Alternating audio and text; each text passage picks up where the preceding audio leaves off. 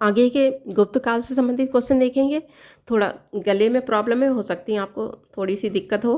तो देखिए, गुप्तों की सामंत पूछे जा सकते हैं। तो गुप्त किसके सामंत थे? ये कुषाणों के सामंत थे। और पूछा जा सकता है गुप्त ये क्या थे? क्षत्रिय थे। किसने बताया है? ब्राह्मण किसने बताया है? और वैश्य किसने बताया है? ठीक है। और काशी प्रसाद ने क्या बताया इनको? तो ये हमने पिछले वीडियो में बताया था आपको। देखिए, एक बार रिवीजन फिर कर देते हैं। तो काशी प्रसाद जायसवाल ने इनको क्या माना है? जाट जाति का बताया, और मूलतः पंजाब निवासी का इनको बताया है। ठीक है। ऐसे ही गौरी शंकर है, ओझा ने क्या कहा है? इनको गुप्तों को क्षत्रिय माना है। और राय चौधरी ने क्या माना है गुप्तों को? तो ब्राह्मण माना है। एलन अल्तेशकर ने गुप्तों को क्या माना है? तो वैश्य माना है। और गुप्त वंश की स्थापना किसने की थी? तो ये करने वाले कौन है? श्रीगुप्त ने। और अगर पूछा जाएगा वास्तविक संस्थापक कौन हो जाएंगे, तो चंद्रगुप्त हो जाएंगे। इनका काल 319 से 334 तक इनका काल रहा है। इनकी राजधानी क्या थी? पाटलिपुत्र थी।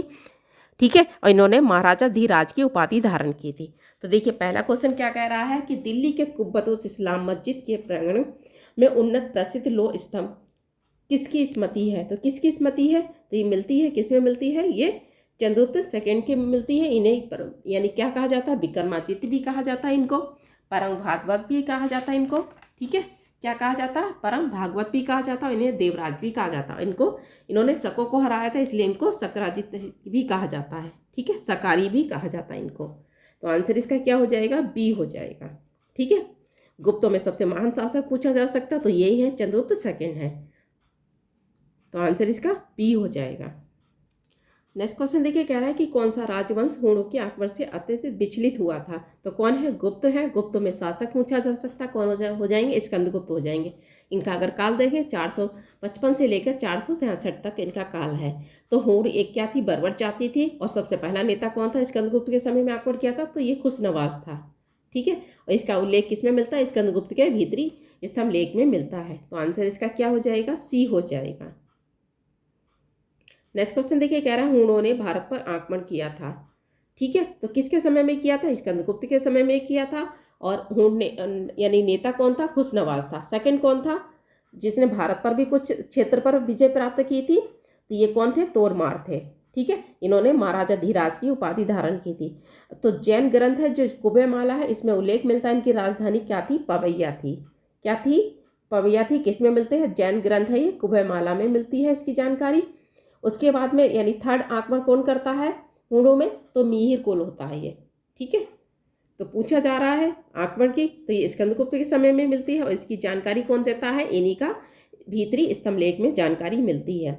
और नेता जब पूछा जा सकता है तो कौन है? खुशनवाज नेता है हूणों का, उसने आक्रमण किया था।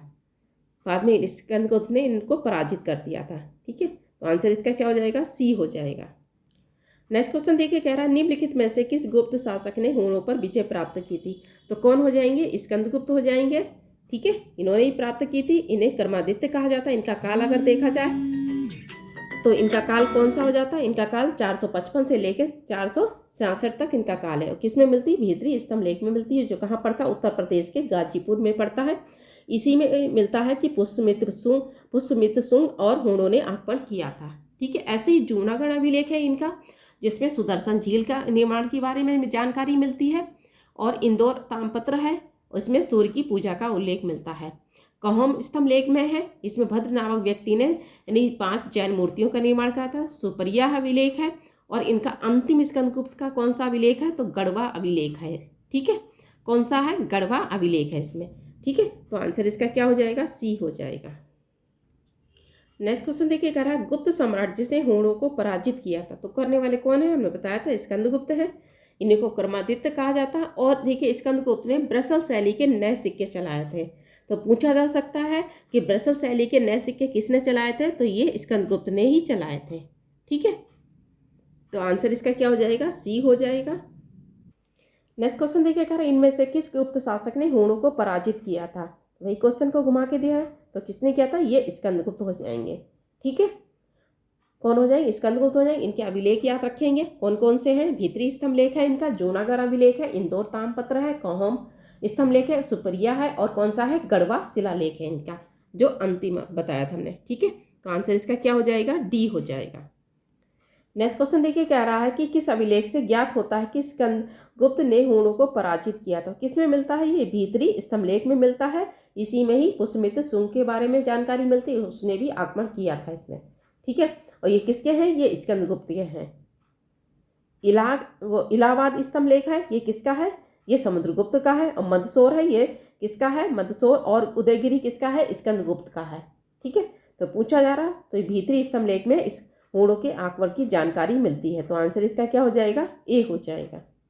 नेक्स्ट क्वेश्चन देखिए, कह रहा है कि गुप्त साम्राज्य के पतन के यानी विभिन्न कारण थे, निम्न में से कौन से कथन कौन सा कारण नहीं था? ठीक है, तो कौन सा कारण नहीं था? देखिए, हूणों का आक्रमण भी था, हमने बताया खुशनवाज ने किया था, प्रशासन में सामंती ढांचा भी था, उत्तरवर्ती यानी कि गुप्तों में यानी कि बौद्ध धर्म को स्वीकार करना था। ठीक है, और वैसे ही गुप्त लोग किसके सामंत थे? किसको मानते थे? तो ये वैश्य धर्म के मानते थे। ठीक है, लेकिन अरबों के आक्रमण के बारे में इसके यानी कि इनका काल नहीं मिलता है। ठीक है, तो आंसर इसका क्या हो जाएगा? अरबों में पूछा जा सकता, तो सबसे पहले आक्रमण किसने किया था? मोहम्मद बिन कासिम ने किया था। कब किया था? 712 में किया था। तो देखिए आंसर इसका क्या हो जाएगा? डी हो जाएगा, ये मैच नहीं कर रहा है। नेक्स्ट क्वेश्चन देखिए, कह रहा है कि शक विजेता किसे कहा जाता है? तो किसे कहा जाता है? चंद्रगुप्त सेकंड, इन्हीं को विक्रमादित्य, इन्हें देवराज भी कहा जाता है। ठीक है, और इन्होंने शक शासक किसको थे? रुद्र सिंह थर्ड को इन्होंने पराजित किया था, इसलिए इनको सकारी भी कहा जाता है। और इन्होंने चांदी के सिक्के भी चलाए थे। तो कौन है? चंद्रगुप्त सेकंड हो जाएंगे। इन्हें क्या कहा जाता है? विक्रमादित्य भी कहा जाता है। इन्होंने उपाधि कौन सी धारण की थी? परम भागवत की उपाधि धारण की थी। इन्होंने वैवाहिक संबंध स्थापित किए, नाग वंश से भी किया था, वाकाटक वंश और कदम वंश से भी किए थे। ठीक है, तो आंसर इसका क्या हो जाएगा? सी हो जाएगा। तो शक विजेता किसे कहा जाता है? चंद्रगुप्त सेकंड को कहा जाता है। 25 देखिए, कह रहा रजत सिक्के जारी करने वाला प्रथम गुप्त शासक कौन है? तो इन्होंने शकों को हराया था और उसी समय उसके बाद में इन्होंने रजत सिक्के चलाए थे, चांदी के सिक्के चलाए थे। तो कौन है? ये चंद्रगुप्त सेकंड है। इन्हीं को हमने बताया था विक्रमादित्य भी कहा जाता है। ठीक है, तो आंसर इसका क्या हो जाएगा? सी हो जाएगा। नेक्स्ट क्वेश्चन देखिए, कह रहा प्रसिद्ध चीनी यात्री फाहियान ने किसके शासनकाल में भारत की यात्रा की थी? किसके शासनकाल में की थी? फाहियान देखिए कब आया? 399 से लेकर 414 तक ये रहा है। और किसके समय में आया था? ये चंद्रगुप्त सेकंड के समय में आया था। इनके बचपन का नाम पूछा जा सकता, कुंड नाम था। और इन्होंने मध्य देश के बारे में विस्तार से वर्णन किया है, चंडालों के बारे में भी इन्होंने विस्तार से वर्णन किया है। ठीक है, तो आंसर इसका क्या हो जाएगा? बी हो जाएगा। नेक्स्ट क्वेश्चन देखिए, कह रहा है कि कुमारगुप्त का कौन सा है? मंदसौर अभिलेख है, पतिक का तक्षशिला अभिलेख है, प्रभावती का उदयगिरी यानी कि अभिलेख नहीं है। किसका है? ये कुमारगुप्त का है ये। ठीक है, तो ये आंसर इसका नहीं मिल रहा है। और समुद्रगुप्त का एनन अभिलेख है, भानुगुप्त का भी एनन अभिलेख है। तो आंसर इसका क्या हो जाएगा? सी हो जाएगा। नेक्स्ट क्वेश्चन देखिए, कह रहा है एक तरफ शासक है, दूसरी तरफ रानियां दे रखी हैं। तो यानी कि जो चंद्रगुप्त फर्स्ट थी, इनकी रानी का नाम क्या था? कुमार देवी था। लिच्छवी राजकुमारी कुमार देवी था। तो आंसर इसका 3 हो जाएगा। और समुद्रगुप्त की रानी का नाम क्या था? दत्ता देवी था। तो इसका 1 हो जाएगा।